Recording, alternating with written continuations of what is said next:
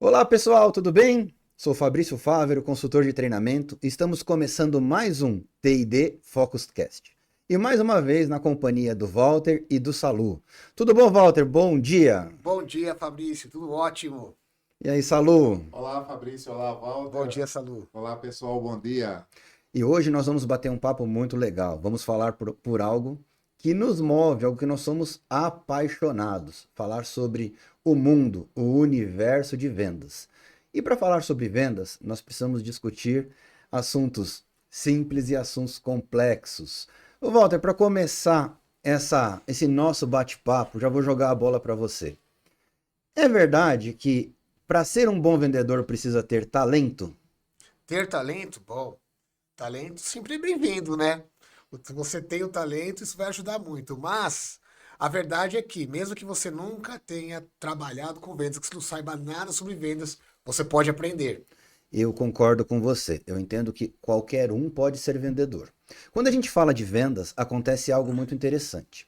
Normalmente nós pensamos assim: vendedor é aquele que fala bem, é aquele que se comunica bem, é aquele que, quando chega, toma conta, toma conta da rodinha, né? Ele consegue se relacionar com as pessoas muito facilmente. E isso ajuda verdadeiramente no mundo de vendas. Pessoas que sabem se relacionar, elas podem vender.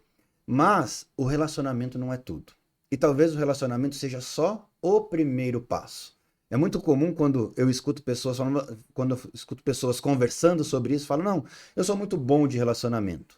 Mas aquela história do vendedor que vende areia no deserto não existe mais. Hoje, se não tiver técnicas de venda, se você não estiver preparado para vender, muito provavelmente você vai perder boas oportunidades e corre o risco de querer falar mais do que escutar, não é, Salu? É, com certeza, Fabrício. Muito legal você puxar esse tópico, porque isso é até como se fosse um mito. Ah, eu sou bom de relacionamento, eu sou bom de vendas. E aí a pessoa deixa de aplicar técnicas que podem conduzir uma boa conversa para um lado produtivo para ambos os lados. E aí o vendedor, ele precisa entender que o relacionamento, como você mencionou, é importante, sim, mas de forma estruturada, produz algo de positivo para ambos os lados. Que legal. O Salu falou uma coisa legal, Walter, e a gente conversa muito sobre isso, sobre os mitos de vendas, né? Sim. Então, esse primeiro, do vendedor que fala muito, ou aquela pessoa que é vendedor nato, é o único que vai se dar bem, eu entendo que isso é um mito. E temos outros mitos em vendas também? Oh, que não falta é mito em vendas, né? Tem vários, a gente pode enumerar vários deles. Bom, um dos mitos diz respeito à questão do fechamento, né? O vendedor que aplica mais técnicas de fechamento realmente vende mais? Mito ou verdade? Bom, a resposta correta é depende. Depende do tipo de venda, porque venda não é tudo igual. Existem diferentes tipos de vendas. Tem a venda que ela é mais transacional e tem a venda que é mais consultiva, né? Qual a diferença entre as duas? Bom, uma venda transacional é uma venda na qual você precisa normalmente de um contato, uma visita, um momento ali com o seu cliente para realizar a venda. É o que a gente faz quando vai na padaria, quando você compra algo que aquele único contato com o vendedor é o suficiente para você adquirir um bem, Você né? usa um exemplo legal, Walter, até para complementar o que você está falando. Eu gosto desse exemplo. Quando você está andando no aeroporto, antes do embarque, e tem aquela turma que fica oferecendo uma mala de viagem para você, que parece que a mulher ela tem o olho da medusa. Do jeito que você cruzou o olhar, ela vai conseguir te chamar para conversar e vender uma assinatura de revista que praticamente hoje você tem tudo no digital, né? E ela vai querer vender essa assinatura em troca de você ganhar uma mala de viagem que você nem precisa. E a venda transacional é isso, porque se ela não fizer aquela venda naquela hora, você vai embarcar e ela vai perder a oportunidade de vender para você. Exatamente, exatamente. Essa é a venda transacional, é super importante, não tenha dúvida. Porém, a venda consultiva ela é diferente. Você precisa de várias visitas, de vários momentos com o seu cliente para atingir o seu objetivo, que é realizar a venda. Seja a venda de um produto, seja a venda de um conceito, né? Como a gente vê muito na indústria farmacêutica, o propagandista visita o médico, ele vende uma ideia de prescrição de um medicamento específico, a venda de um conceito, né? Ou mesmo a venda de um bem durável de alto valor agregado. Por exemplo, é difícil você comprar, é raro você ver alguém comprando um carro por impulso no primeiro momento que ele vai na concessionária. Muito provavelmente ele já estudou aquele produto, ele já pesquisou outros carros, ele já teve uma conversa com o vendedor e essa venda ela vai sendo construída. Ela vai sendo construída. Por quê? Porque o custo da decisão por uma escolha na venda consultiva, ele pode ser alto se você fizer uma má escolha. O custo da decisão por uma compra numa venda transacional de um bem mais simples, de menor valor agregado, ele é menor, porque, poxa, se eu compro um prato de comida e a minha experiência não é tão boa com aquela comida, bom, beleza, né? Se ela não me fizer mal, mesmo que o sabor não esteja tão mal, é algo que você vai superar muito facilmente. Agora, quando você compra uma casa onde você vai morar com a sua família, tem todo o investimento, e aí você descobre que aquele bairro é um bairro muito perigoso, não era o que você esperava. Aí é complicado. As consequências serão maiores.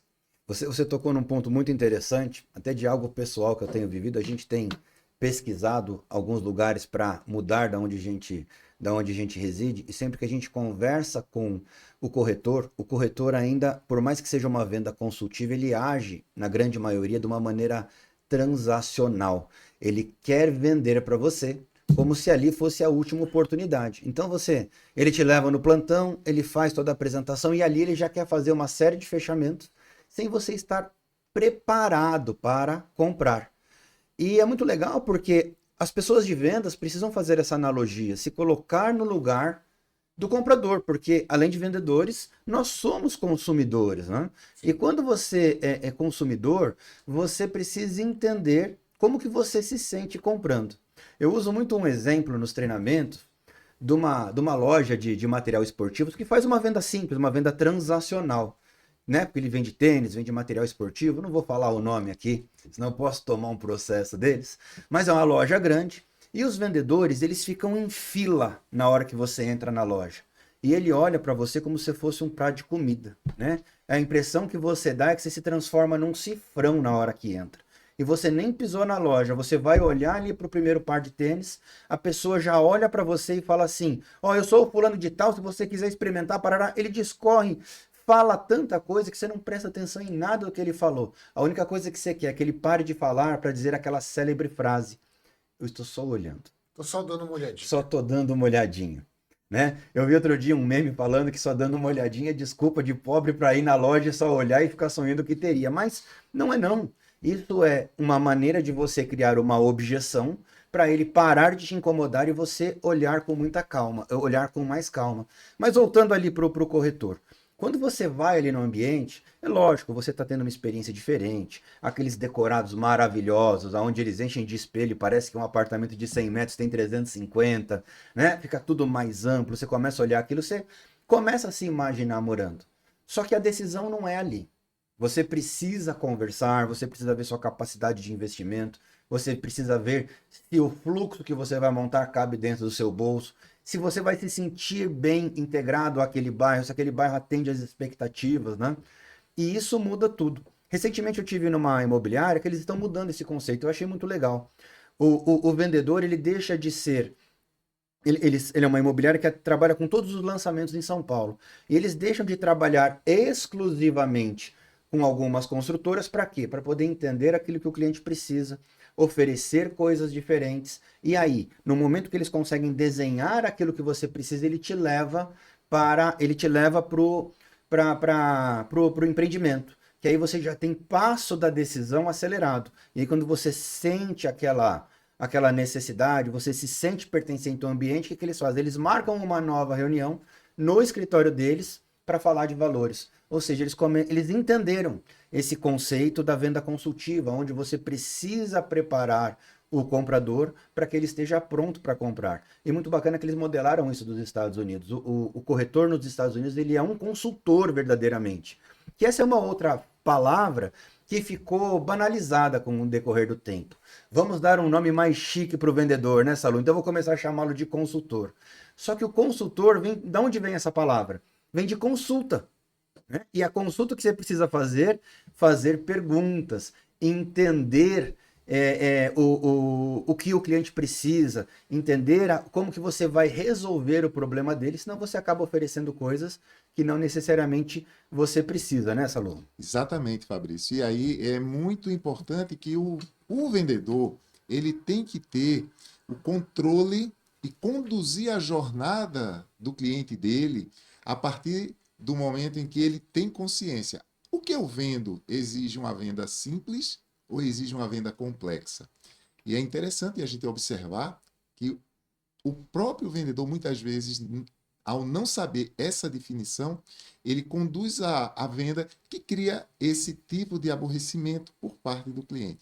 Então, ele precisa perguntar, ele precisa ter pleno conhecimento do tipo de venda que ele vai fazer para que o comprador ele comece a sentir conforto e segurança e é que aquele vendedor comece a passar para ele uma jornada através do modelo que ele vai trabalhar de forma segura para que ele obtenha o resultado. E o resultado não pode ser só do vendedor, tem que ser prioritariamente do comprador. Vocês citaram aí o exemplo, e eu tenho um exemplo bem interessante. Essa coisa de chegar no salão de algum local de venda e já levantar a seguinte objeção: estou aqui só olhando. Nossa, eu fico impressionado com a quantidade de vendedores que perdem esse momento ao não entender. Puxa, se ele está só olhando, ele já teve uma experiência não boa. O que é que eu posso fazer de diferente para trazer essa pessoa, fazer perguntas e começar? Eu tive um exemplo na compra de um carro. Ora, imagina, um automóvel, como vocês já citaram, não é uma compra simples para quem está indo.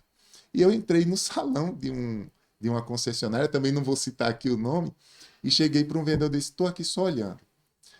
Sabe o que surpreendeu naquele momento, e isso está marcado para mim até hoje? O vendedor, ele olhou, então ele disse: nossa, você deve ter tido já experiências ruins, mas deixa eu te falar, eu estou aqui para ajudar você na escolha da tua necessidade. Eu acabei comprando lá o automóvel a esse vendedor. Ele soube fazer essa diferença. Então, fazer as perguntas, como você puxou inicialmente, é fundamental para que você parta a partir daí numa jornada produtiva para o comprador. Eu quero te fazer uma pergunta, Salu. Você falando sobre isso, me veio uma analogia na cabeça, que eu não sei se faz sentido ou não, mas você é um dos maiores especialistas em Fórmula 1 que tem no Brasil, né? E o maior que eu conheço. E eu queria te fazer uma pergunta. A venda simples comparada com a venda complexa é semelhante ao dirigir um automóvel e dirigir um carro de corrida? Acho muito bacana e a comparação é pertinente. Sim, tem a ver sim. A gente pode fazer essa analogia. Dirigir um automóvel exige um nível de complexidade, de aprimoramento técnico muito mais simples do que pilotar um carro de Fórmula 1. Ao pilotar um carro de Fórmula 1, várias técnicas precisam ser acuradas, precisam ser treinadas para que você possa obter a máxima performance. Uhum. É claro que quem é leigo deve pensar assim: nossa, isso é tão óbvio, por que está se falando isso? E aí, quando a gente faz a analogia no mundo de vendas, a gente percebe que muitas vezes o vendedor ele tem ali um carro de Fórmula 1 e ele dirige como se fosse um automóvel de rua e não extrai o máximo que aquele produto ou aquele serviço que ele está levando pode trazer para o consumidor. A gente sempre tem que entender que a jornada do consumidor é o objetivo que os grandes vendedores buscam para fazer um sucesso para ambos os lados. Você trouxe um ponto muito legal, e aí eu já vou jogar a bola para o Walter falar sobre um assunto muito importante, que é a preparação da venda, né? Se você pegar uma pessoa extremamente talentosa, mas não prepará-lo para colocar dentro de um Fórmula 1, provavelmente ele não vai passar da primeira curva, né? Eu tive um diretor que ele foi piloto e ele costumava falar o seguinte: o Autódromo de Interlagos antigo tinha aquela reta enorme, né?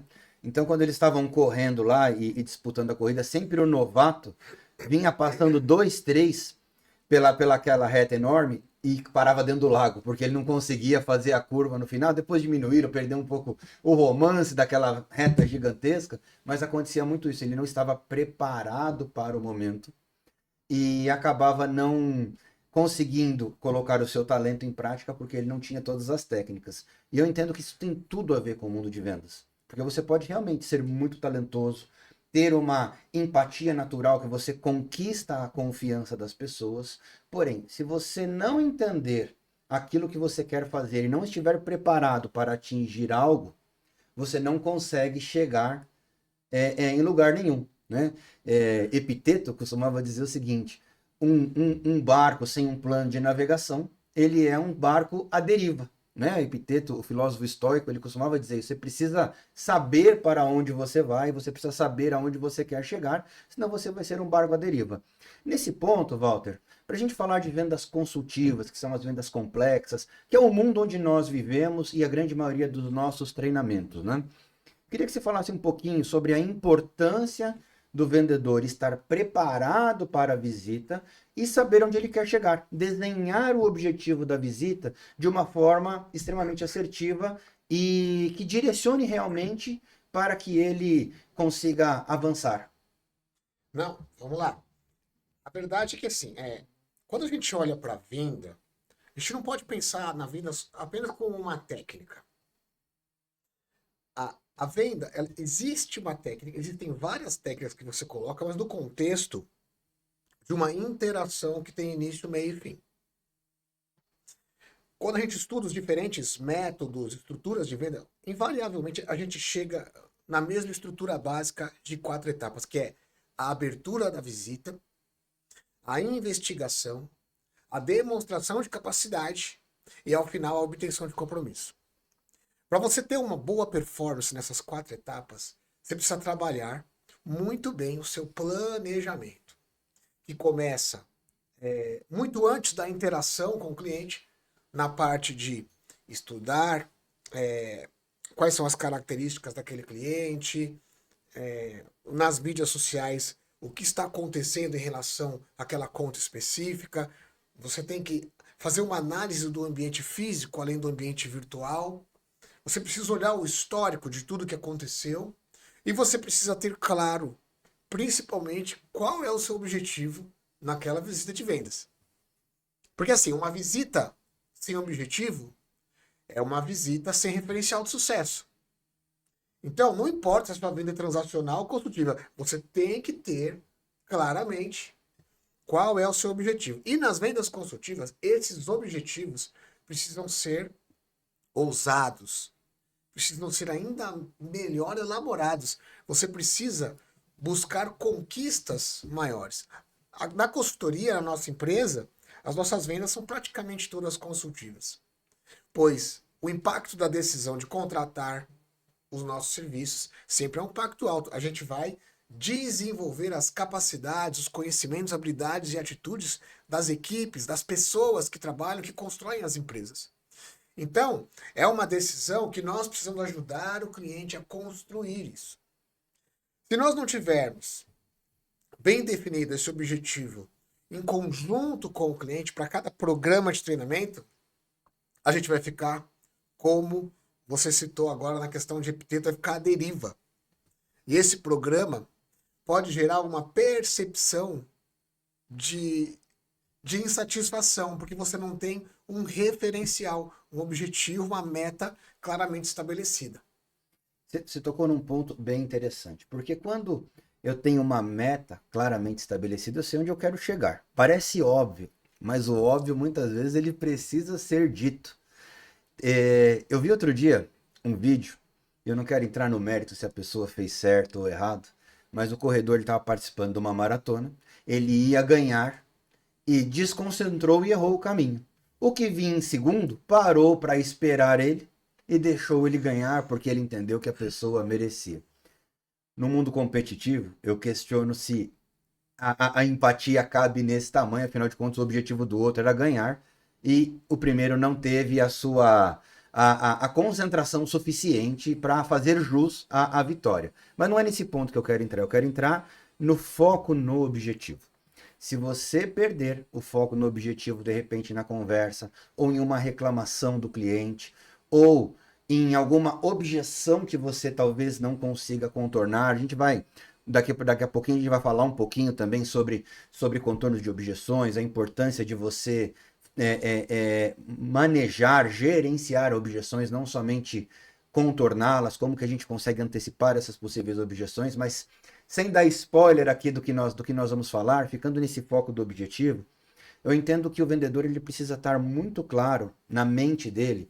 E quando eu falo vendedor, pessoal, pode ser o executivo de vendas, do consultor, dê o nome bonito que você quiser. Hoje eu sou consultor de treinamento, mas a minha essência é vendedor. Meu primeiro trabalho, assim, onde eu fiz com muito prazer, foi com vendas, né? Comecei a trabalhar com outras coisas antes, mas assim, eu descobri a minha profissão no mundo de vendas e até hoje nós somos vendedores. Afinal de contas, se nós não vendemos, nós não temos treinamentos para realizar. Então, a gente costuma fazer aquilo que a gente prega, né? Eu lembrei agora do Belato, que é um dos clientes e muito amigos nossos, que ele fala o seguinte: casa de ferreiro é espada de samurai.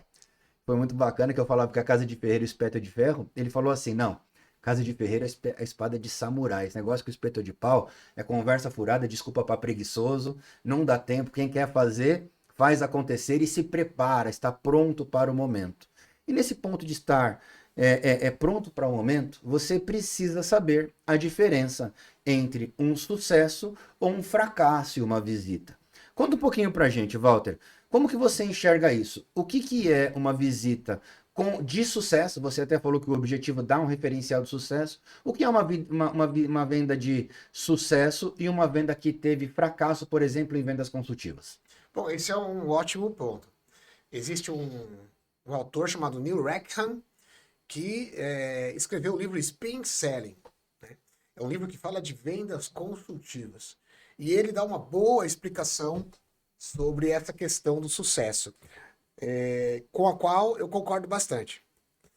A partir do momento que você tem um objetivo, o atingimento desse objetivo, ele é um sucesso. Ou seja, por exemplo, meu objetivo é fechar um contrato com um cliente XYZ.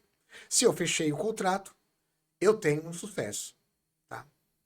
Mas, também pode ser um resultado de sucesso não só o fechamento, mas um avanço, ou seja, eu fazer algo que tem como próxima ação por parte do meu cliente algo que encaminha para o fechamento daquele negócio, ou seja, para o atingimento do objetivo.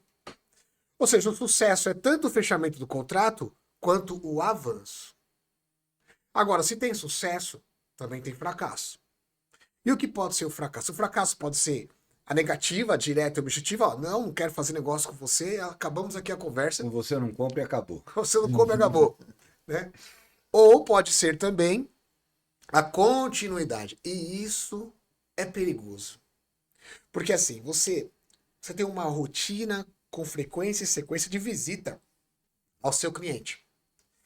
E você pode não perceber que você está indo todo mês do cliente, ou toda semana, dependendo de qual seja a frequência, e fazendo a mesma coisa. E isso não está resultando em um avanço. Isso é continuidade. Cada visita tem um custo. Custa tempo, custa energia, custa dinheiro, né? E custa também, você vai em um local, você tem que pagar o estacionamento do local, combustível, tem custo, visita tem custo.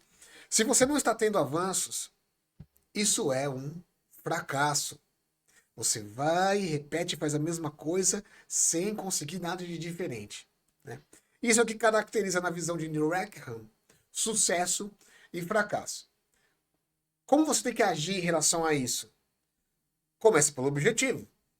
Perceba como tem um jogo de vai e vem aqui, porque, como eu disse, a venda não é uma coisa só, é um conjunto de conhecimentos, habilidades, atitudes, comportamentos que você precisa ter.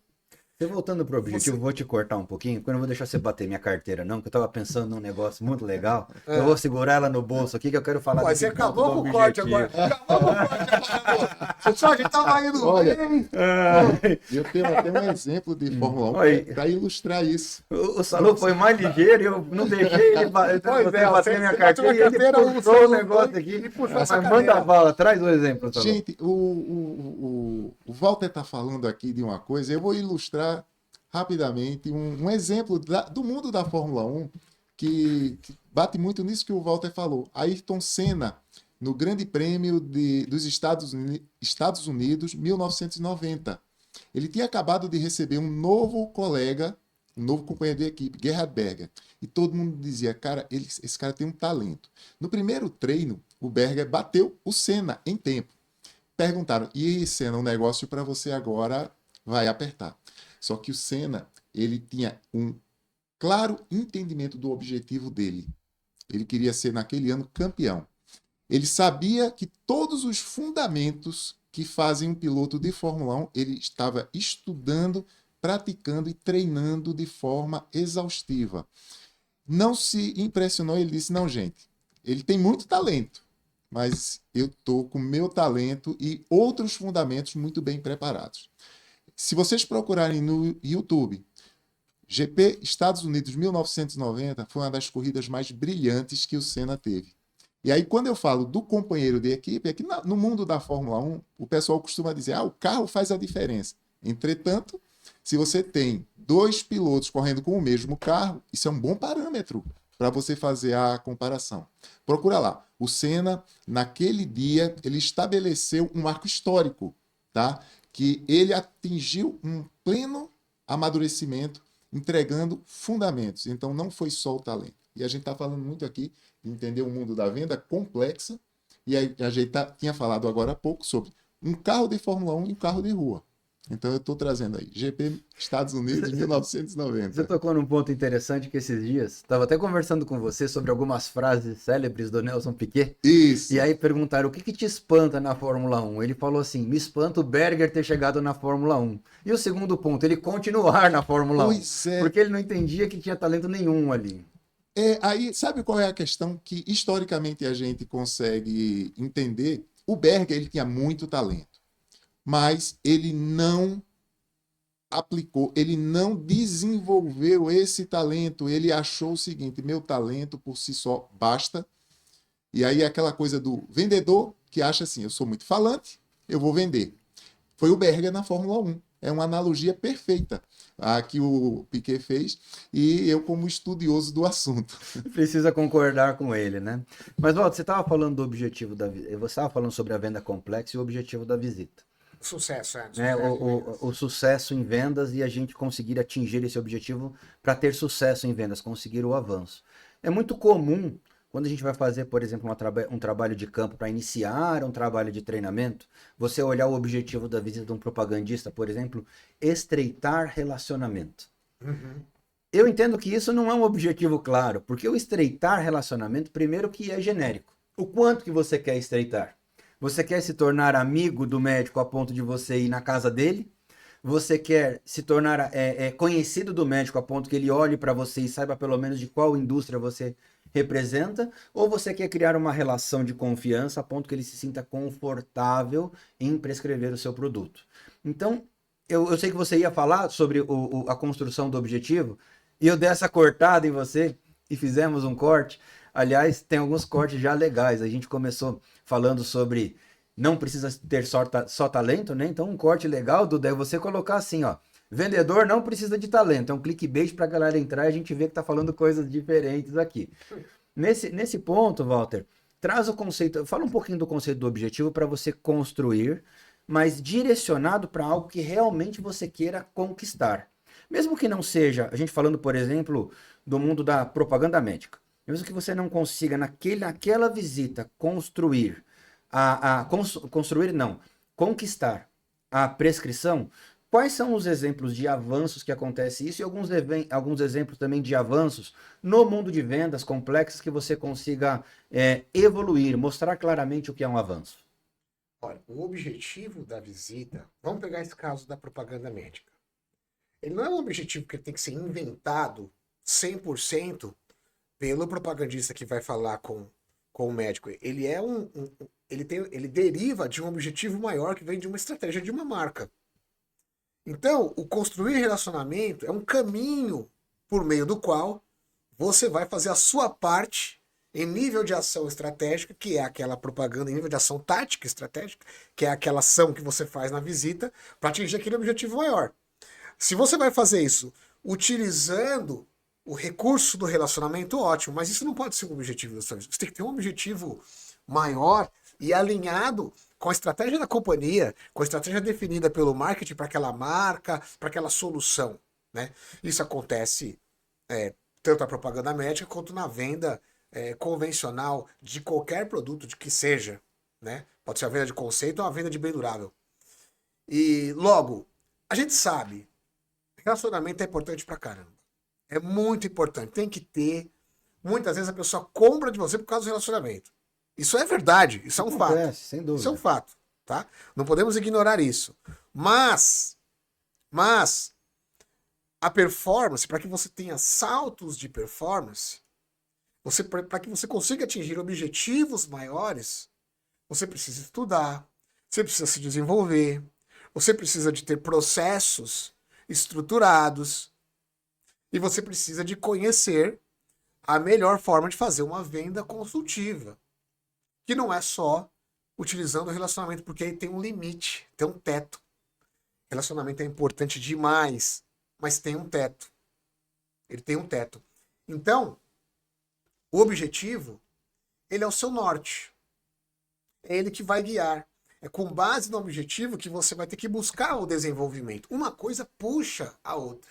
Se você não tiver metas realmente desafiadoras, você vai acomodar. E a gente acomoda porque o nosso cérebro busca sempre o conforto cognitivo e físico.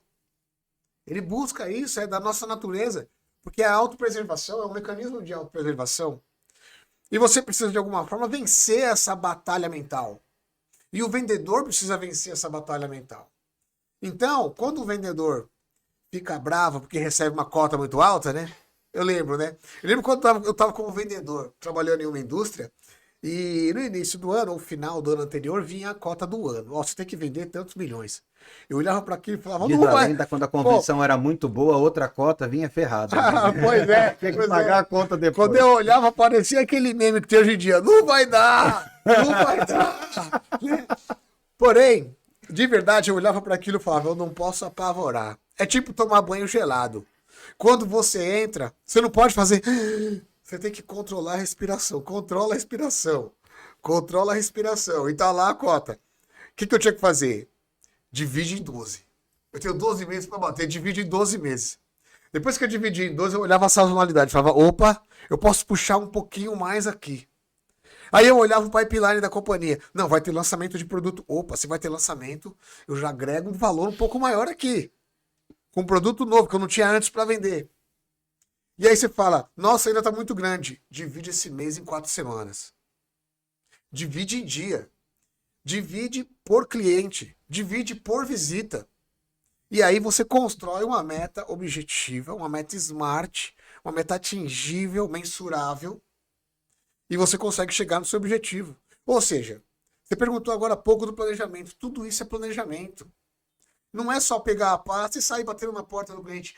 Isso é bom, porque vendedor tem que ter atitude. Vendedor tem que ser executor mesmo, tem que chegar chegando. Mas você precisa se desenvolver, você precisa se aperfeiçoar na venda, para que você consiga crescer na carreira.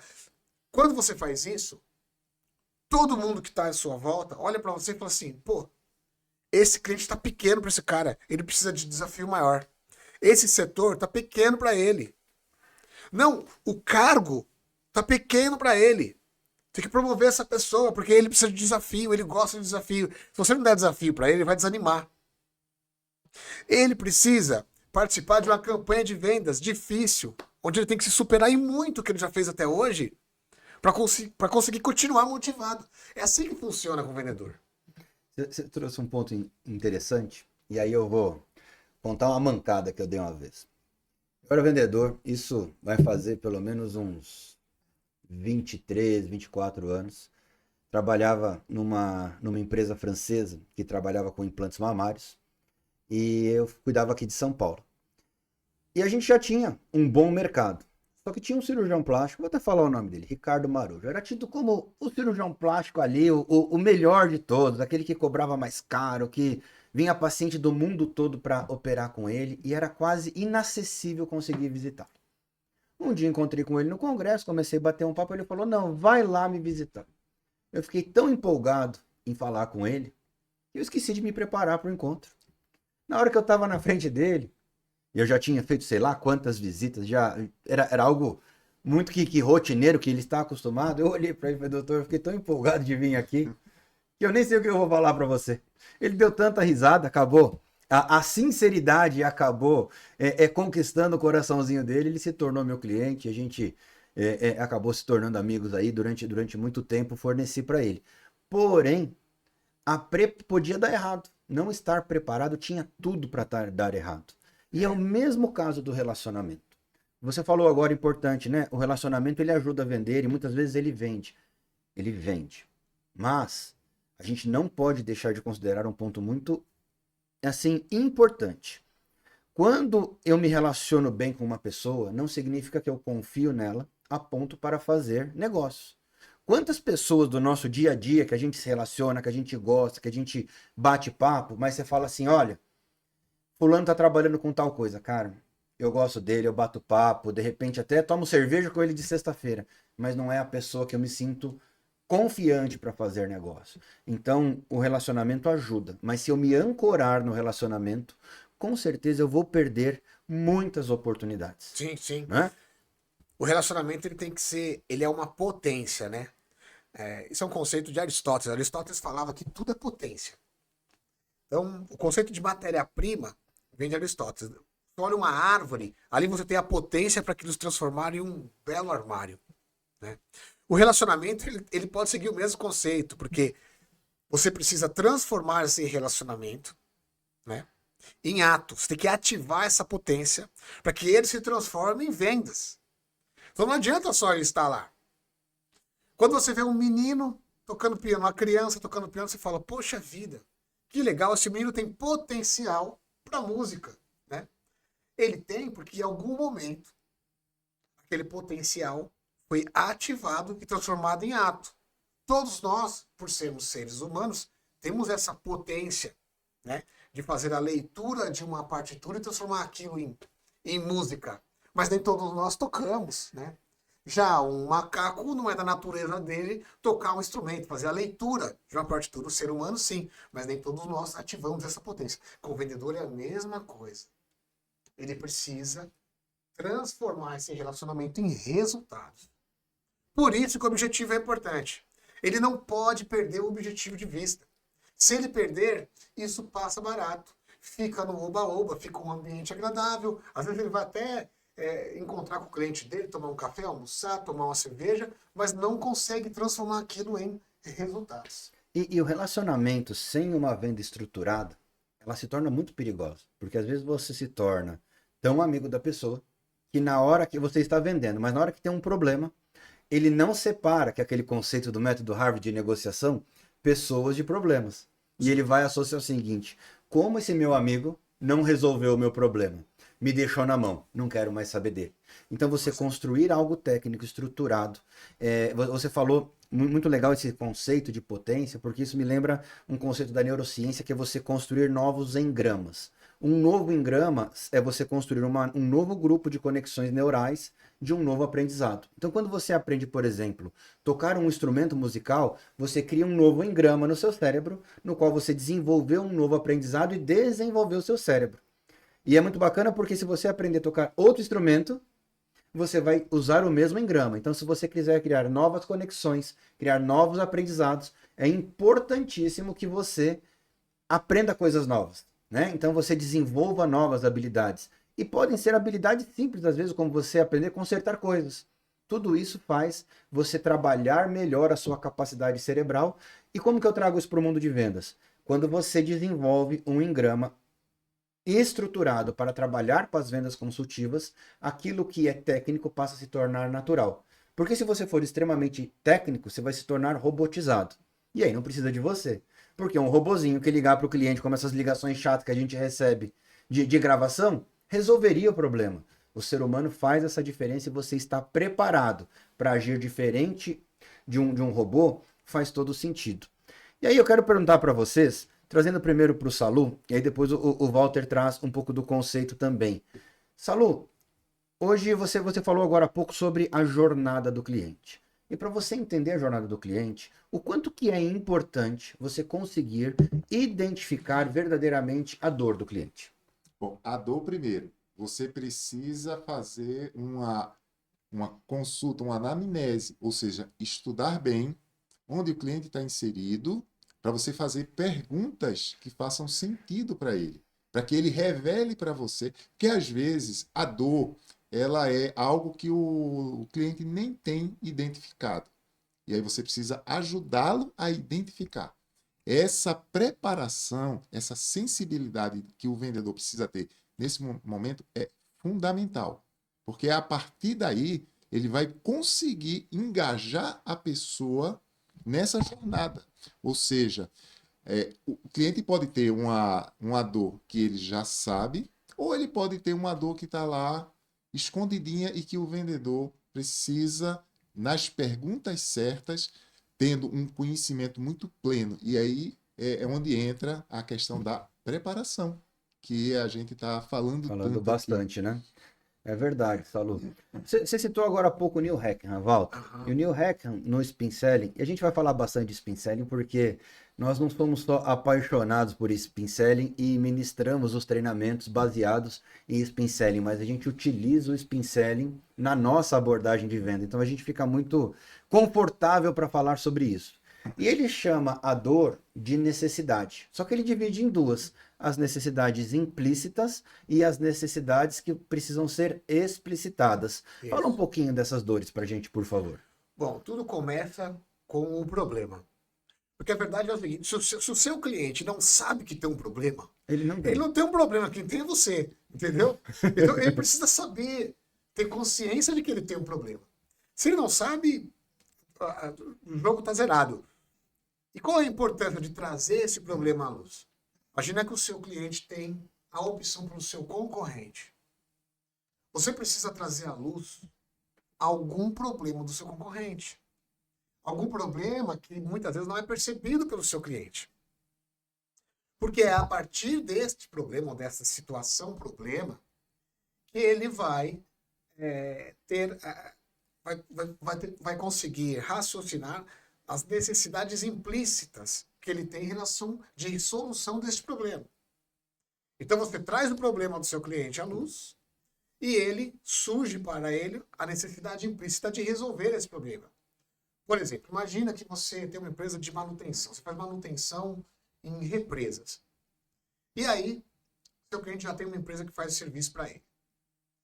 Você vai fazer uma vistoria como fornecedor e você descobre lá uma fissurinha, uma fissura, uma rachadurazinha. Aí você vai e fala para o seu cliente: olha, tem uma fissura na represa. Ele fala: é mesmo? É, poxa, eu não sabia. Mas assim, o pessoal está administrando aí, faz a manutenção, né? Ah, não, beleza.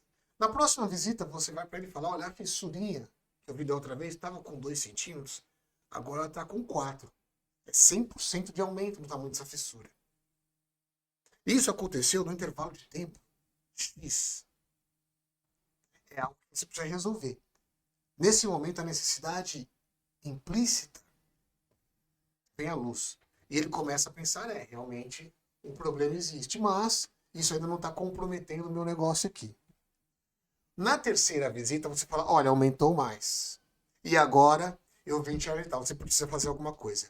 Quando ele fala: poxa, eu preciso resolver isso, essa necessidade que era implícita se tornou explícita. Ele fala: eu preciso resolver isso. É quando você vem com as soluções para esse problema do cliente. Ou seja, ele não sabia, ele não tinha ideia do problema que existia. É você que tem a obrigação de trazer esse problema à luz para resolver esse problema depois com uma estratégia de perguntas de necessidade. Interessante isso que você falou, porque quando a gente começa. Eu vejo isso muito quando a gente está no campo, ou mesmo nos treinamentos. Muitas vezes o vendedor ele tem uma ansiedade em fechar negócio. Ele não consegue aproveitar a reunião de vendas para trabalhar ela como se fosse uma entrevista. O Salu falou algumas vezes de uma maneira muito com muita propriedade a importância de você fazer a investigação. Você disse no começo, existe uma estrutura no processo que antes da declaração de benefícios você precisa fazer uma investigação. E aí eu vou trazer um exemplo de novo da baixa investigação nessa minha procura aí por imóvel. Eu fui visitar um imóvel que fica ali na Chácara Santo Antônio, um prédio bonito, recém-construído, e às vezes a minha mulher ela dá uma surtada, ela resolveu olhar a cobertura, gente. Falei, Jesus Cristo, ela tá dobrando o preço do apartamento, o preço do condomínio, tá duplicando tudo, já tá difícil de achar um normal, imagina o que é vezes 2, né? Mas legal, vamos lá olhar. Bonito. Você vai lá no último andar, você olha aquela vista maravilhosa, né? Então você consegue, de um lado você vê o Brooklyn, do outro lado você vê aquela vista para Marginal, com aqueles prédios imponentes, não sei o quê. Ia ser maravilhoso morar lá. Mas o ponto não é esse. Chegou, como é uma venda de cobertura, não foi o corretor sozinho, foi o gerente. E o gerente, quando ele vai, esse é um ponto importante que eu preciso falar fazendo um parênteses. Gerentaiado, não é você que vende. Você é um gestor de pessoas, quem vende é o consultor. Porque se você vender para ele, o seu consultor nunca mais vai vender. O seu vendedor nunca mais vai vender. Na próxima negociação ele vai falar, liga lá pro seu gerente que ele dá mais negócio que você. Então, ó, respira, capacita, desenvolve o seu vendedor e deixa ele fazer o trabalho que é ele que ganha para isso. Nesse ponto, o que acontece? O gerente chegou cheio de razão e falou assim, aí deixou a corretora mostrando as coisas para minha esposa tal, e falou, ó, quem deve decidir é ele. Às vezes o cara tem essa percepção errada, né? Eu fico com a paz, com a razão, aquela que ela falar que é o que vai ser. E beleza, e nós vamos viver feliz para sempre desse jeito. Ele chegou a fazer uma proposta irrecusável para você. Se você fechar essa semana comigo, técnica de venda usando fechamento na hora errada, o Walter falou sobre isso lá no começo, né? Se você fechar essa semana comigo, eu te dou todo o projeto arquitetônico de graça. Você não vai gastar um centavo com arquiteto. Eu falei, poxa, que oferta boa, obrigado. Vou pensar. Aí eu pensei comigo mesmo. A minha cunhada é arquiteta. E ela, quando a gente falou dessa procura, ela falou, Fabrício, meu presente para vocês é o projeto arquitetônico. Faço questão de dar esse projeto arquitetônico para você, até porque vou ajudar vocês. Na hora de fazer a sanca, lá tem um jeito que o pessoal cobra uma fortuna, a gente faz num valor menor, e de X mil reais vocês vão gastar X para fazer. Mas trouxe um monte de coisa. E eu só pensava assim, poxa, que presente de grego que o cara tá me dando, que ele tá oferecendo um negócio que custa caro, que eu não quero usar, que eu não vou usar e vai me arrumar um problema na família porque ela disse que faz questão. Então, antes de oferecer, a gente precisa entender qual que é a dor do cliente. Né? Em nenhum momento ele perguntou assim, ó, mas o que você está buscando necessariamente? Eu ia falar no pé do ouvido dele assim, ó, arruma um simples, me tira da cobertura, me leva para um simples, que eu não quero dobrar o custo das coisas. Mas ele não se preocupou em fazer a pergunta. E a ansiedade em fechar negócio, principalmente do vendedor consultivo, não o vendedor transacional. O vendedor transacional, ele precisa ser agressivo, porque ele só tem aquela oportunidade. Mas para ser um agressivo com carinho, não adianta você olhar para o cliente como um pedaço de carne, porque senão o cliente vai fugir e vai falar que só está olhando, né? Só está dando uma olhadinha.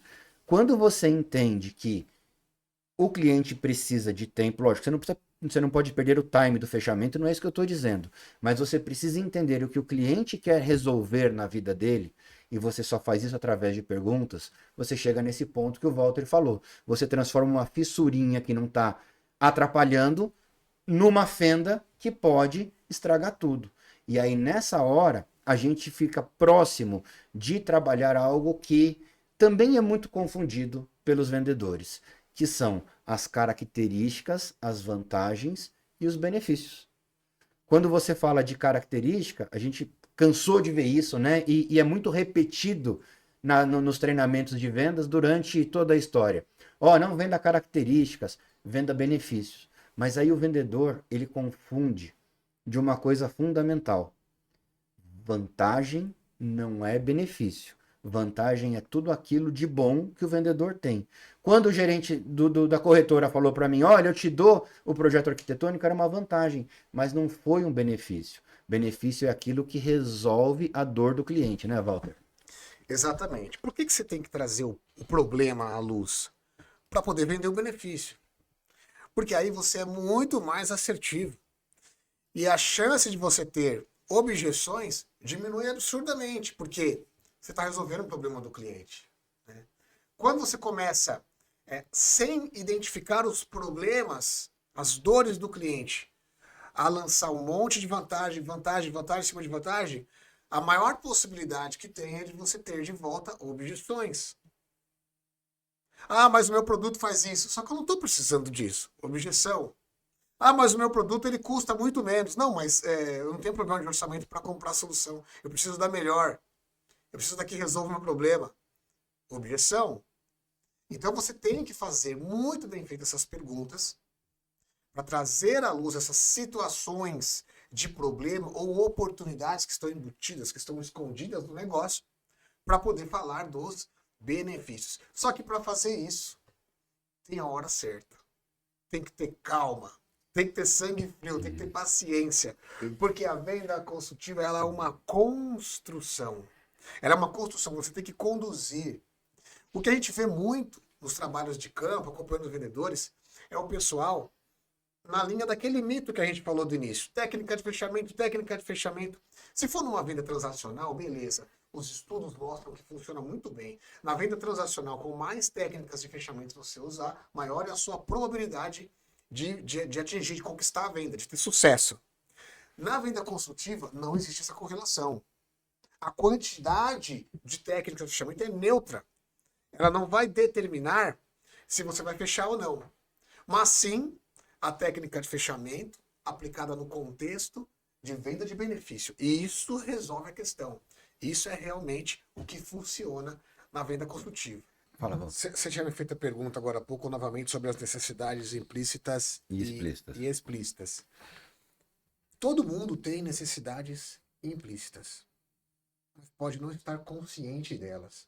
O papel do vendedor é problematizar questões na solução, que não é a sua solução, que não é o produto que ele está vendendo, que é a opção do cliente dele por um concorrente, né? Problematizar isso, fazendo com que essa necessidade implícita do cliente venha à consciência. É a pulguinha atrás da orelha. Você coloca uma pulguinha atrás da orelha do cliente. Depois que você coloca a pulguinha, pode ser que essa pulguinha não incomode tanto, a ponto dele falar, preciso mudar de fornecedor, preciso mudar de solução. E aí que você faz as implicações.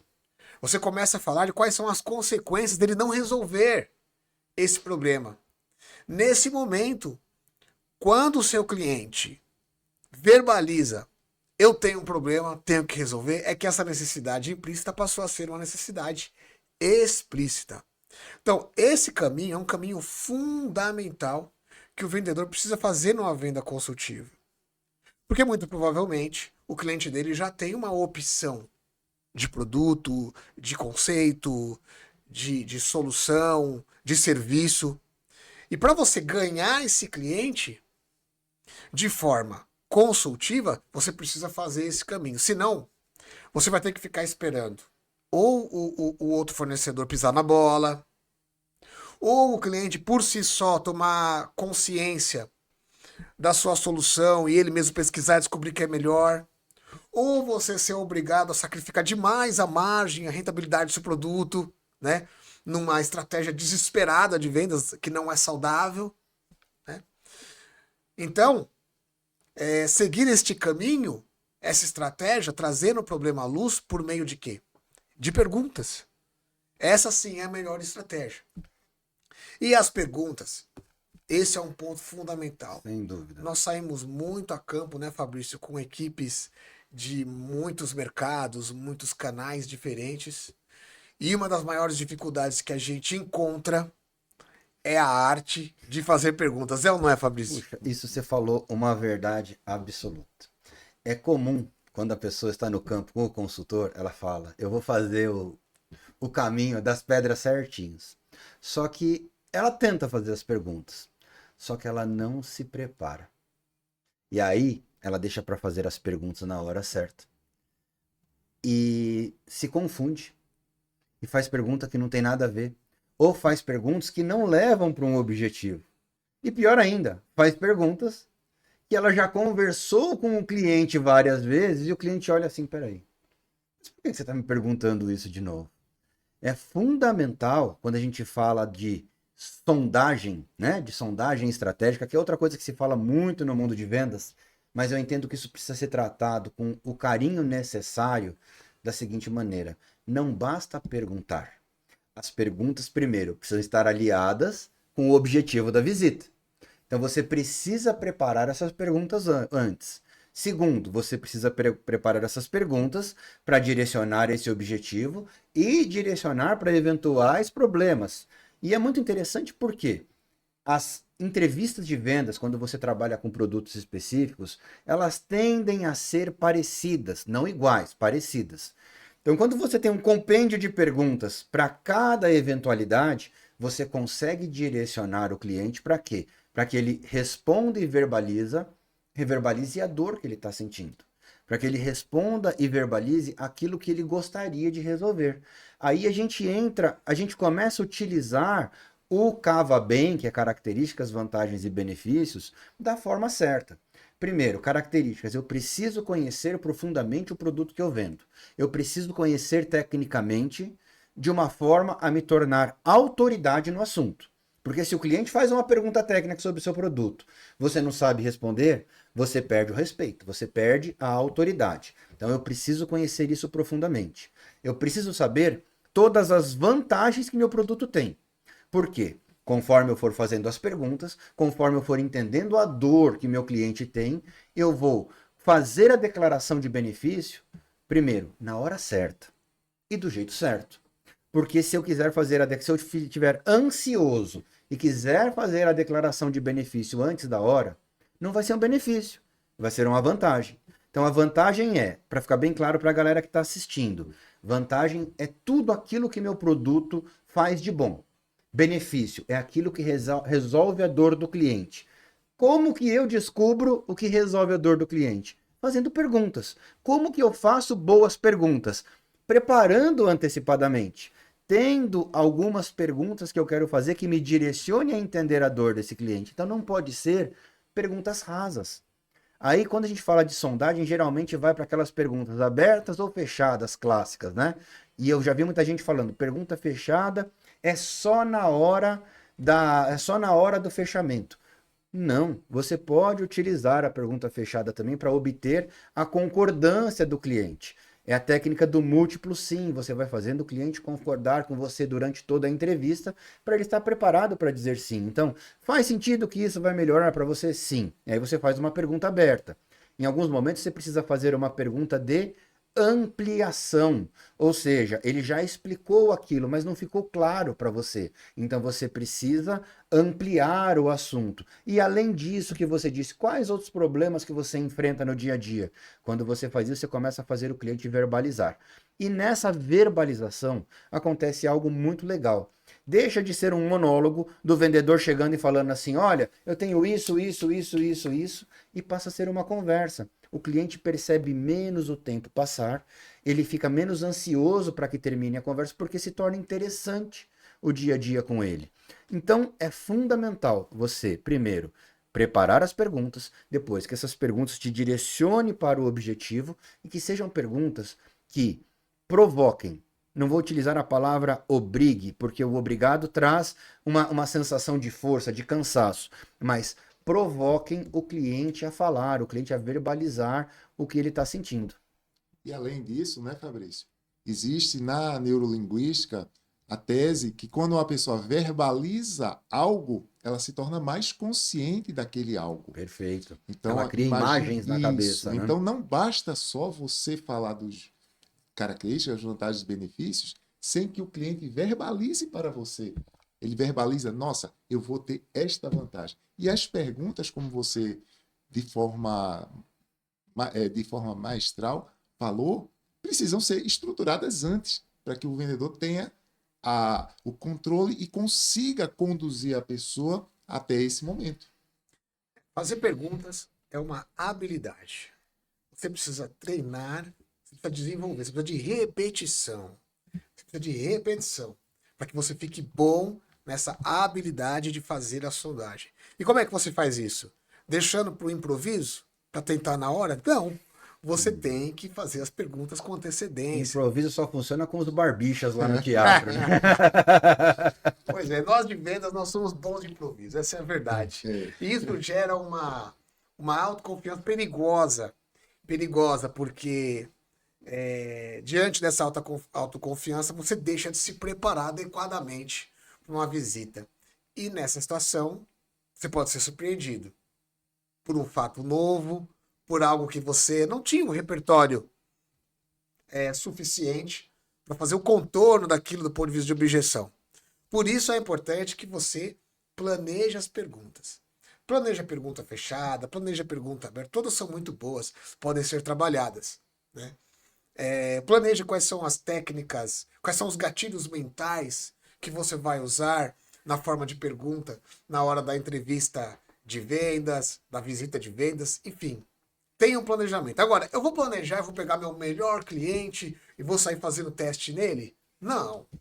Você não vai fazer isso porque você tem que entregar um número no final do mês. Então não corra risco besta. Pega aquele cliente que ainda está inicial. Poxa, sua carteira tem lá 300 clientes. Faz um ranking. Pega lá os que estão embaixo e começa a treinar. Faz perguntas. Eu garanto que você vai se surpreender. Você vai se surpreender com os resultados que você vai atingir nesses clientes. Onde o risco é muito mais baixo. Mas o retorno é muito mais alto porque a base é pequena. Você tem uma base de vendas pequena lá, você vai aumentar 3 vezes, 4 vezes, 5 vezes a venda. E é isso que vai te dar a confiança necessária para você também usar a mesma técnica, a mesma estratégia nos seus grandes clientes, nas grandes contas. O Walter, você tocou num ponto muito importante. Gatilhos mentais. Quando a gente fala de gatilhos mentais, a gente pensa em algo que dispara muito rápido para direcionar para alguma coisa. Conta um pouquinho para a gente. O que são os gatilhos mentais e como que eles podem ser utilizados, por exemplo, numa abordagem de vendas? Que gatilho mental que eu posso colocar numa pergunta? Que gatilho mental que eu tenho que utilizar na hora do fechamento da venda? Conta um pouquinho dos gatilhos mentais para a gente. Sim.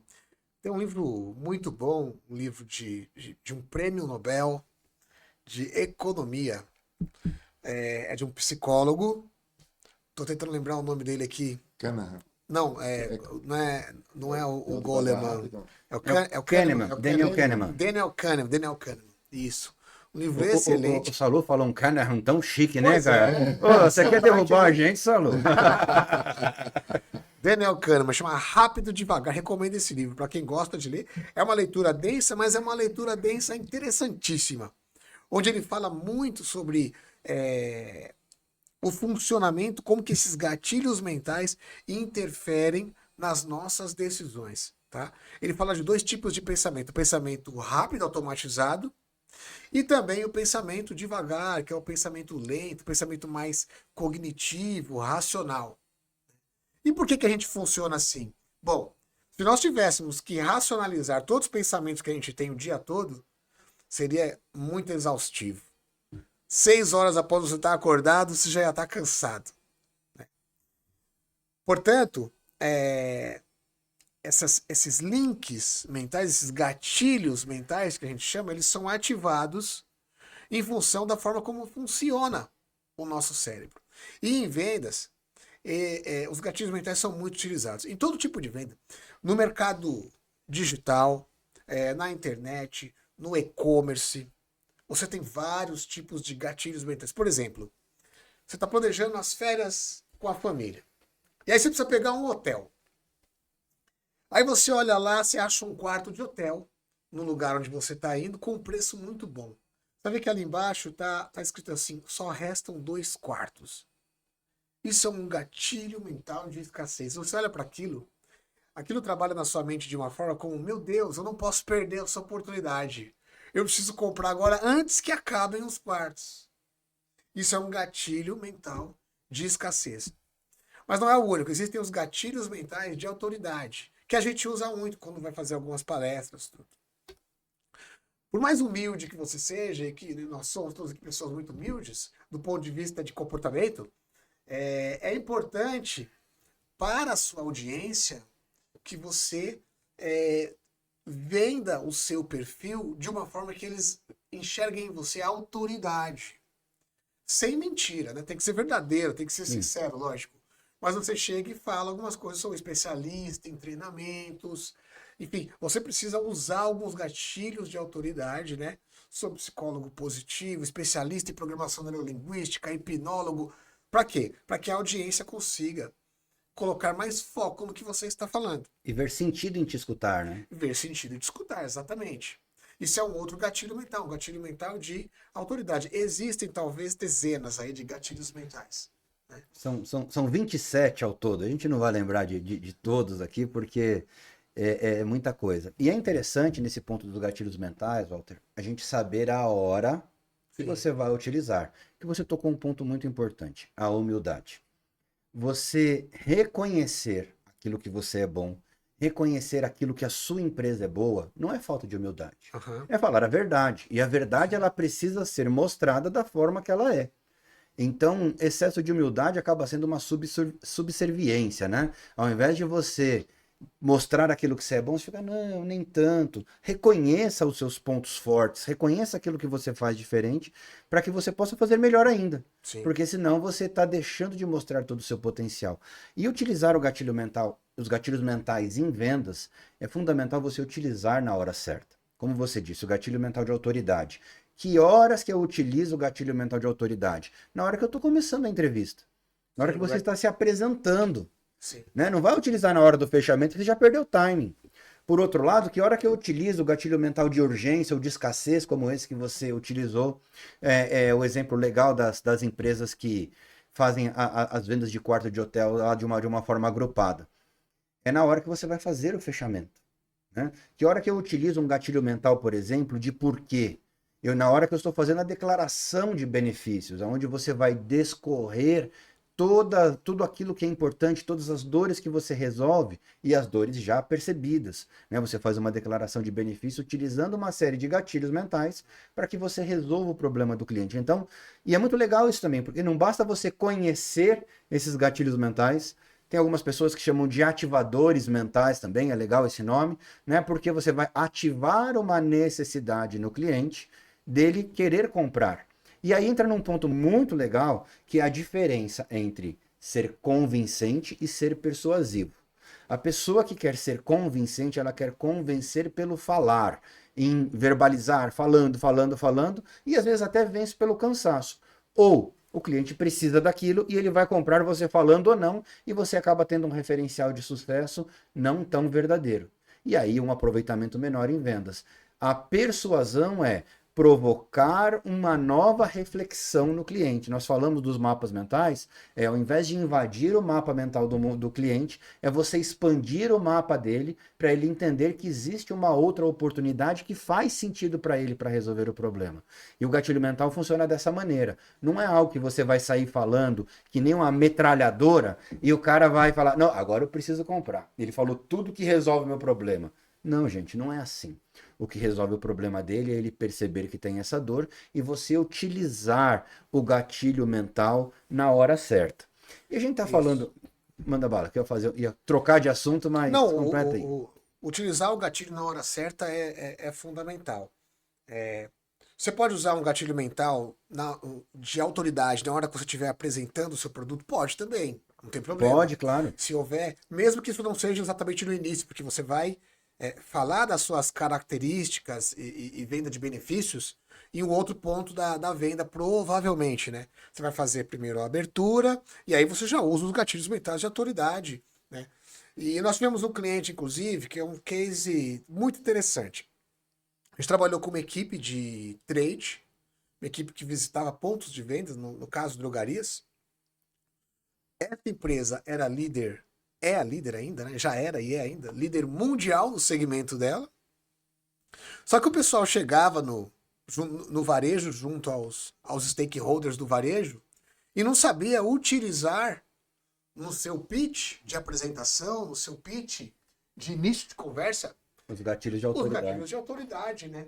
E uma das orientações que a gente foi, a partir de agora vocês vão se apresentar dessa forma aqui.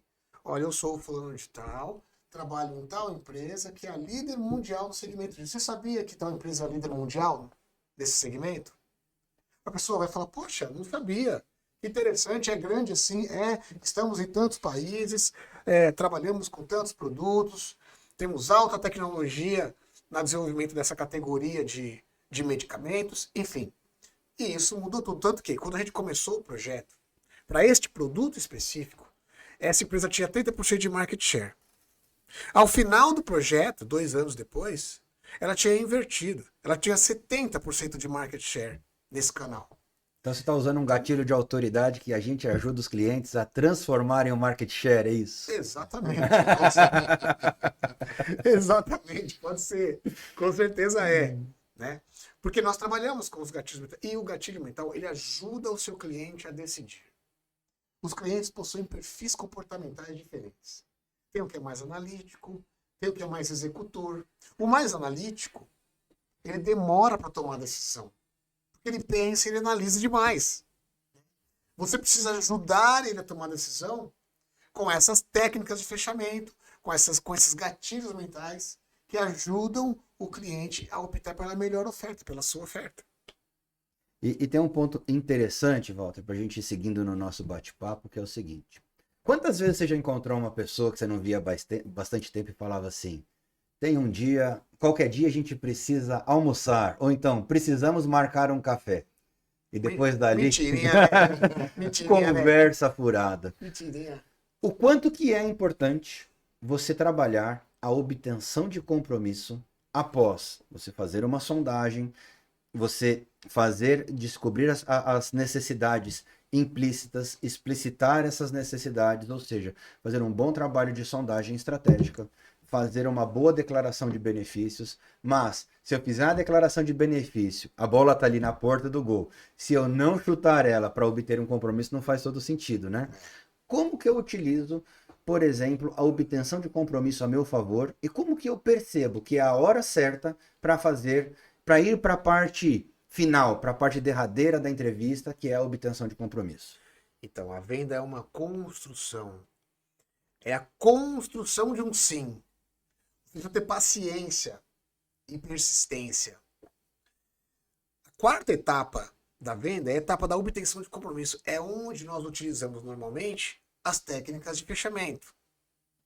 É quando a gente faz o famoso call to action, né? A chamada para ação. Essa ação pode ser uma reunião com o comitê de introdução de um produto. Essa ação pode ser o pedido propriamente dito. Essa ação pode ser um projeto piloto. Mas você tem que ter essa chamada para a ação. Você tem que usar essas técnicas de fechamento, que ficaram muito conhecidas inicialmente, né? As técnicas americanas mais agressivas, né? Técnica de fechamento por suposição, técnica ou, né, que é um outro tipo de técnica de fechamento, do tipo, você quer que eu fature em loja a loja ou CD? O cliente não verbalizou para você que está fechado o negócio e você já fala isso. Você prefere que eu fature em loja a loja ou para o centro de distribuição? Como fica melhor para você? Posso mandar 5 unidades por loja? Ou você prefere 10? 5 ou 10? Isso é uma técnica de fechamento, né? Que você mentalmente, você está trabalhando um processo mental do seu cliente, no qual você está pulando uma etapa, você está ajudando ele a tomar uma decisão pela compra. Né? Só que você tem que fazer isso na hora certa. Se você fizer isso antes da hora, lá no início da visita, antes de construir essa decisão, muito provavelmente você vai ter de volta objeção. Ué, mas eu não falei que ia fechar com você? Como é que você está perguntando? É diferente quando você constrói isso.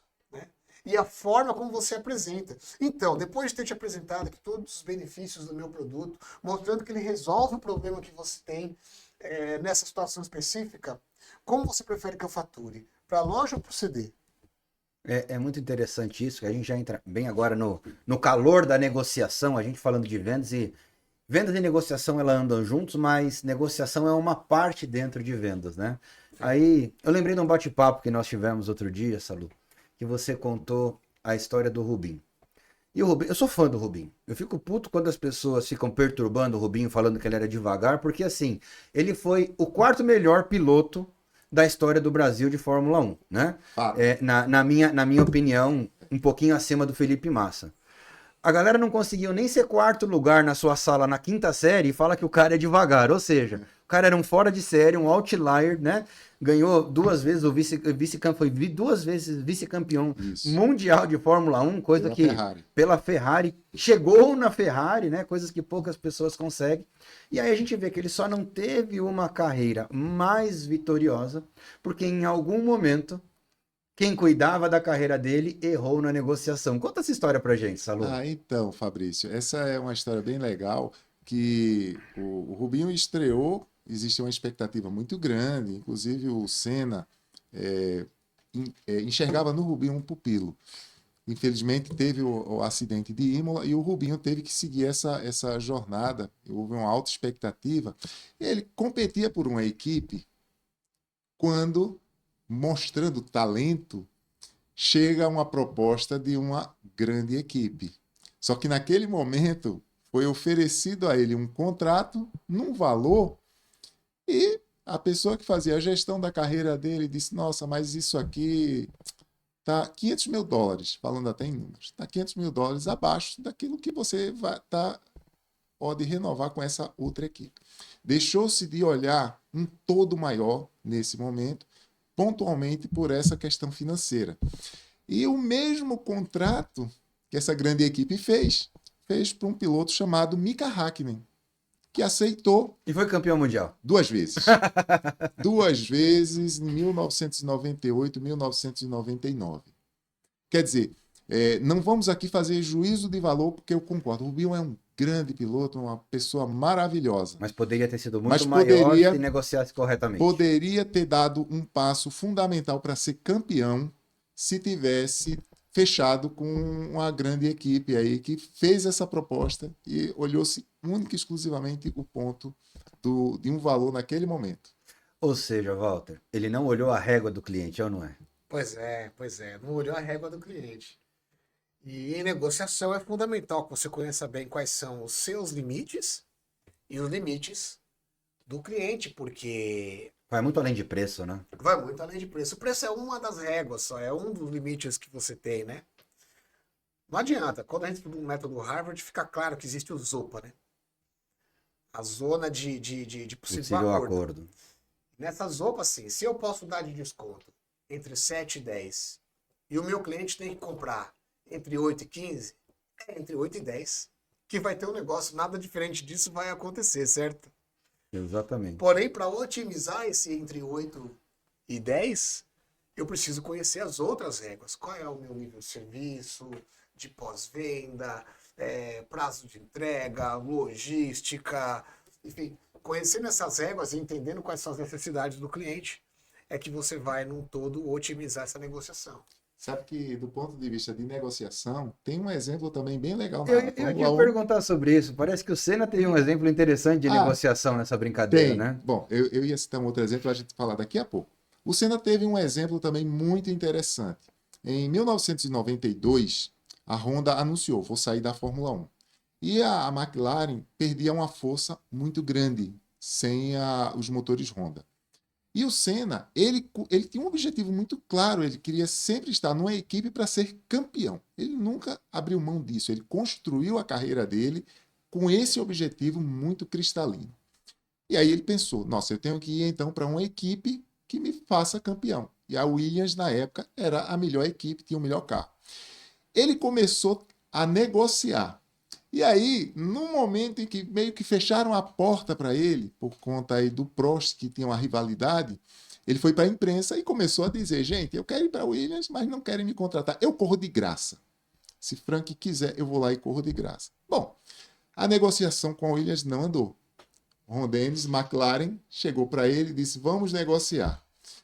Só que você me fez uma pedida. Eu não vou fazer você correr de graça, mas eu só vou pagar 30% do valor que você me pediu. Já que você está disposto a correr de graça, eu vou te pagar disposto a correr de graça. Ele sabia o valor dele e ele disse: eu não abro mão. Tá bom, se é 30%, eu vou fazer só 5 corridas do ano que vem. A gente está falando do ano de 1993. Para quem não sabe, né, em detalhes, no início da temporada de 93, Senna fez, nas 4 primeiras corridas, contrato GP a GP. Ou seja, eu só vou correr, eu quero um contrato para esta corrida, quero US$ 1 milhão. E quando chegar no valor que você está se dispondo a pagar, Denis, eu paro de correr. Ele fez uma primeira corrida na África do Sul maravilhosa. Um carro muito abaixo da expectativa, ele brilhou. Só que aí, surpreendentemente, no GP Brasil, ele ganha a corrida com um carro que era a terceira força do grid. A torcida do Brasil, evidente, foi a apoteose. E quem pesquisar, eu sugiro digitar assim, a primeira melhor volta da história da Fórmula 1. Isso aconteceu na terceira corrida Donington Park, que ele também correu sobre O contrato por corrida. o contrato por corrida. Acontece que na McLaren, o dono de fato era um árabe chamado Mansur Ojed. Ele chamou Ron Dennis e disse: meu amigo, precisamos fechar o contrato com esse homem para o resto da temporada. E o Dennis, ele era um pouco nariz empinado, ele fez: não, ele não aceitou minha oferta, ele queria correr de graça. Ô, Dennis, disse o Mansur, você já viu o retorno financeiro que a gente está tendo com o que esse cara está fazendo brilhando? Não. Vá lá e feche isso. Eu sou o sócio majoritário.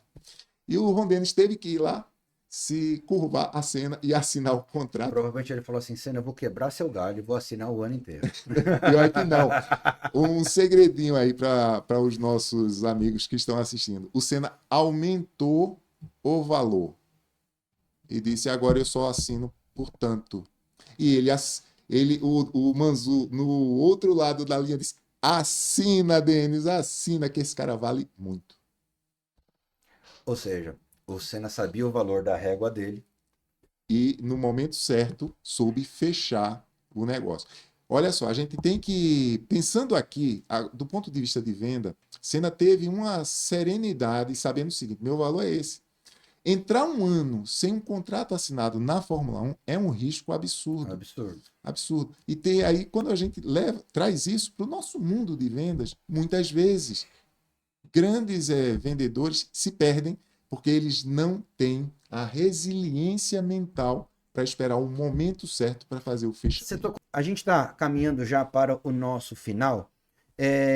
Na sua visão, o que faz hoje um vendedor, um consultor de vendas, pode usar o nome que você achar que faz sentido, mas um vendedor se tornar realmente profissional? Olha, eu acho que estudo, a preparação e uma intenção genuína de cumprir com o seu propósito, com seus objetivos. Enfim, um vendedor ele precisa estar sempre se desenvolvendo. Ele precisa estar sempre estudando, sempre lendo, sempre fazendo treinamentos, sempre aperfeiçoando e, principalmente, sempre colocando objetivos desafiadores para serem superados. O vendedor tem que gostar de dinheiro, tem que gostar de prêmio, tem que gostar de reconhecimento e tem que gostar de desafio. Você tem que sempre buscar, né, algo para superar o seu dia a dia. Isso é o que alimenta, isso é o verdadeiro espírito, né, que ele precisa ter para poder ser reconhecido e para estar sempre mais se desenvolvendo. Eu concordo 200% com você.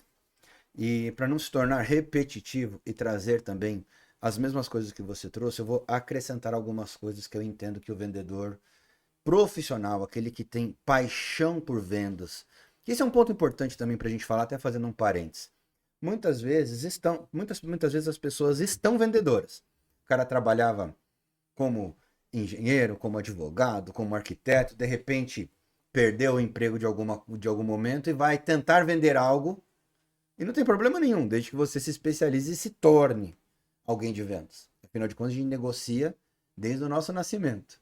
A gente descobre que se a gente chorar mais, a gente ganha mais mamar. Ou seja, a gente é negociante por natureza. Então aquela pessoa que fala: eu não sou boa de vendas. Conversa furada. Você começou vendendo antes de aprender a falar. Antes de entender as palavras, você já era um negociador. Então, nesse sentido, o vendedor ele precisa ter uma palavra muito forte na cabeça dele, que é a palavra mais. Ele precisa fazer mais do que a média. A gente vive um mundo hoje medíocre. É muito fácil as pessoas serem medianas. Afinal de contas, aquele que tira nota 5, nota 6, passa de ano. E na vida é assim também. O nota 5, nota 6 vai passar de ano. Mas somente aqueles outliers, aquelas pessoas que são acima da média, né? Aqueles que são pessoas que se destacam acima daqueles que se destacam, é que obtém verdadeiramente sucesso. Então a palavra mais, no meu ponto de vista, faz todo sentido para aquele vendedor profissional. Não importa que a empresa te pediu 5 visitas. Se você tiver dentro do horário de trabalho, faça 7. Faça 8. Façam as visitas com qualidade. Sobrou tempo, faça mais. Entregue mais. Para o seu cliente, entregue mais do que aquilo que ele esperava. Nós na Fox fazemos muito isso. A gente fecha os pacotes, os planos de treinamento e sempre a gente entrega algo a mais do que não foi vendido. É dar algo de graça? Não. É entregar a mais, é superar as expectativas. Porque aí o cliente fala, caramba, ele realmente se preocupou comigo. Ele realmente está interessado em fazer negócio comigo. E o vendedor profissional, no meu entendimento, precisa ter essa essência. Eu preciso fazer mais. Eu não posso ser mediano, porque se eu for mediano, na melhor das hipóteses, eu vou estar junto com o meu concorrente. Mas se meu concorrente for um pouquinho acima da média, eu já estou abaixo dele. É muito louco isso. A gente está falando aí bastante de Fórmula 1, Salu, e antes de você trazer o pensamento do vendedor profissional, daquele vendedor, vamos dizer, assim, tem algumas empresas que falam do pedido perfeito, né? Trazer o conceito do vendedor perfeito, lógico que não existe, mas esse o conceito. Se a gente falar assim, quem são os melhores pilotos de Fórmula 1? Talvez a gente consiga contar no dedo, buscando Lewis Hamilton, Verstappen, Senna, Schumacher, Prost, mas não vai passar de 15, eu te garanto. Isso. Mas de repente, se falar para a maioria das pessoas assim, e não desmerecendo a pessoa, mas quem foi o JJ Leto? Talvez 5 ou 6 vai saber quem são. Aqueles que gostam de Fórmula 1. Isso. A grande maioria não vai saber quem era o JJ Leto e o cara devia ser bom pra caramba. Que para chegar na Fórmula 1 você tem que ter um fora de série. Não é verdade? Ou seja, não basta ser fora de série. Você tem que estar acima dos fora de séries ou querer estar acima do fora de série para se destacar verdadeiramente. Eu concordo contigo, inclusive reforçando o que você acabou de falar, esse mais. Se a gente for avaliar a carreira desses grandes pilotos que você mencionou, que viraram super referências, todos eles tinham esse mais de forma muito clara. Eu tenho uma passagem para contar aqui para exemplificar isso. Michael Schumacher foi contratado a peso de ouro na Ferrari. E aí, um belo dia, um jornalista italiano publicou uma matéria sobre Schumacher, dizendo, nossa, eu encontrei Schumacher, ele mandou montar um quarto e uma academia dentro da fábrica. Ele estava dormindo lá na fábrica. E eu fui perguntar, nossa, Schumacher, por que você não usa o hotel? Tá aqui. Ele disse, meu amigo, eu vim aqui para fazer mais. Eu tenho um objetivo muito claro. Eu tenho uma meta. A Ferrari me chamou para isso. E eu estou aqui dentro para comprometer toda a equipe num treinamento para que ninguém entregue menos do que mais. Gente, é impressionante porque na sequência ele foi pentacampeão pela Ferrari. A gente às vezes olha as coisas como torcedor, né? O viés, o cara fez isso, aquilo. Mas vamos olhar por esse lado e o que é que a gente pode trazer. E nós, como uma consultoria de treinamento, eu olho muito hoje os paralelos que a gente pode fazer naquilo que a gente gosta, em termos de hobby, e que faz sentido com técnicas que a gente aplica. O exemplo do Schumacher de fazer mais e comprometer todo um time foi a partir, inclusive, do exemplo que ele passou a dar. Ele dormia na fábrica para ficar mais tempo treinando. E toda a equipe, quando começou a fazer mais treinando junto com ele, fazia feliz, porque todo mundo pensava assim, putz, a gente vai ser campeão. Todo mundo aqui vai ser campeão. E esse envolvimento, esse comprometimento com uma meta, é algo que aqui na Focus a gente tem com um carinho enorme. Promover o engajamento das pessoas para que elas apliquem na prática delas do dia a dia a melhor performance que elas podem entregar. Muito bom. Quando você fala isso, Walter, a gente fala bastante também nos treinamentos sobre o exemplo do Kobe Bryant, né? E para o Sim. nosso encerramento, fala um pouquinho desse conceito da mentalidade Mamba que ele seguia, né? Tem até um vídeo de não lembro agora o nome do outro jogador de basquete que fala assim, caramba, eu acordei 5:30 da manhã, cheguei para tomar café às 6 para ser o primeiro a treinar, e o filho da mãe já estava sentado lá todo suado e já tinha treinado, né? Ou seja, o cara era um dos melhores do mundo. Alguns dizem que ele foi o melhor de todos os tempos, outros discordam e não quero entrar nesse detalhe, mas com certeza está entre os 3 melhores. Mas conta um pouquinho para a gente encerrar sobre essa mentalidade Mamba e como isso se aplica no mundo de vendas. Pois é, o Kobe Bryant é um jogador de altíssima performance, né? Ele acreditava que a forma como você lida com as dificuldades, com os desafios, o estado mental que você se apresenta diante desses obstáculos é o que vai direcionar o quão grande você vai ser fazendo alguma coisa. Então, quando muitas pessoas viam a dificuldade como um motivo para parar, ele via como um motivo para continuar. Não, é porque tem a dificuldade que eu devo seguir adiante. Só que isso não é construído do dia para a noite. Isso não é simplesmente um talento. Não é só um talento. Ele tinha muito talento, sem dúvida. Mas não é só isso. Isso é uma mentalidade, é um hábito que você constrói ao longo da vida que te encaminha para alta performance. Porque alta performance, a gente olha as pessoas que fazem coisas incríveis e fala, isso é alta performance. Mas na verdade aquilo é só uma manifestação do resultado de um estilo de vida de alta performance. Aquilo é só uma manifestação, aquilo é uma materialização. Você conquista a alta performance é no silêncio, é no isolamento, é todos os dias, quando ninguém está vendo o que você está fazendo e você está fazendo. É vencendo a batalha mental, vencendo a preguiça, vencendo o cansaço, vencendo a dor. É um pouquinho melhor por dia. É assim que você atinge alta performance. Sendo um pouquinho melhor por dia. Na academia, é uma repetição a mais. Na rua correndo, é um tempo, alguns segundos melhor do que o dia anterior. Correndo, é correr no dia que tá frio, que ninguém tá na rua, tá chovendo, tá 7 graus, e você tá lá, e aí você pensa, pô, quem gostaria de estar aqui no meu lugar? Quase ninguém. E é isso é o que tem que te motivar. É quando você tem essa. Quando você fala. Quando as pessoas começam a te chamar de louco. Pô, mas eu tomo banho gelado todo dia no inverno. Quando você começa a fazer isso, as pessoas falam, você é louco. É aí que você percebe, eu tô no caminho certo. Eu tô no caminho da alta performance. É isso. E com vendas é a mesma coisa. Você tem que querer mais. Você tem que ter essa fome, essa vontade. Esse desejo, não, eu vou vender para aquele. Ninguém nunca vendeu para aquele cara, eu vou vender para ele, eu vou conseguir provar que a minha oferta é o que ele precisa, vai resolver o problema dele. Eu vou insistir, eu vou persistir. Isso é cultura de alta performance. É todo dia você um pouquinho melhor do que você mesmo. Não se compare com ninguém, se compare com você. Se você for 1% melhor todos os dias, no final do ano, são 365%. E se nesse meio tempo você conseguir dar um salto de performance melhorando seus processos, você vai fazer 700%. Pois é. É maravilhoso isso. Tão legal isso que assim, você tem que agir, Walter. É como você tá. Você pontuou isso muito bem.